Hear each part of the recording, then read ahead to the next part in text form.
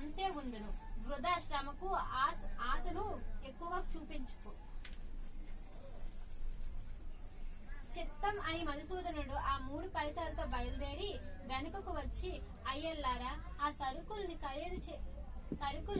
ఖరీదు చేసి వాటిని ఎలా తీసుకురావాలి? పోయి నీ పైగావచ వస్త్రం పట్టి వాటిని తీసుకురా. నూనెను కూడా నీ గావంచన పోయించుకోమని చెప్పారు. ఆ మధుసూదనుడు సిరిపురం సంతలోని ప్రవేశించాడు. సంత అంతా తిరిగాడు. ఎక్కడైనా ఆవు కనబడలేదు.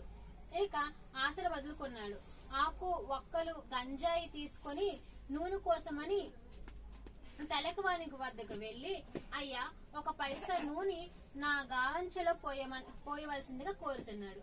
ఆ బ్రాహ్మణుడు పిచ్చివాడు కాబోలు అనుకుని నూనె లేదన్నాడు. ఒక ముసలి తెలకవాణి వద్దకు వెళ్లి 1 పైసా నూనెను గావంచలో పోయమని అడిగాడు. దిగువ మధ్య నూనె ఎంతటికి కావాలన్నాడు ముసలివాడు. నాకు 1 పైసా నూనె మాత్రమే ఇవ్వమని మధుసూదనుడు కోరాడు. ఆ బాపనయ్య వికారుడని ఆ తెలకలివాడు పైసా తీసుకొని కొలత పాత్రను తిరగవేసి నూనె కొలిచి ఇచ్చాడు. గావంచి చెంగు పట్టుకొని ఆ బ్రాహ్మణుడు వెళ్లిపోయాడు.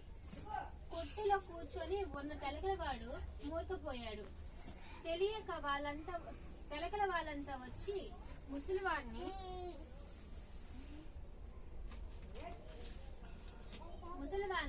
చాలా తీర్చి కూర్చోబెట్టి సంగతి ఏమని ప్రశ్నించాడు. ఏమని చెప్పను? ఒక బ్రాహ్మణుడు వచ్చి గిద్దెడు నూనె కొన్నాడు. అతడు వెళ్ళబోయినప్పటికీ చూడబోతే కొండలో గల 1 చుక్క నూనె కూడా లేదు అని చెప్పాడు. అతడు మా దగ్గరకు వచ్చాను, నూనె లేదంటే వెళ్ళిపోయాడు అని ఇంకొకరితో ఒకరు చెప్పుకొని ఆ విప్రుని గురించి కోసం పరుగు పెట్టారు.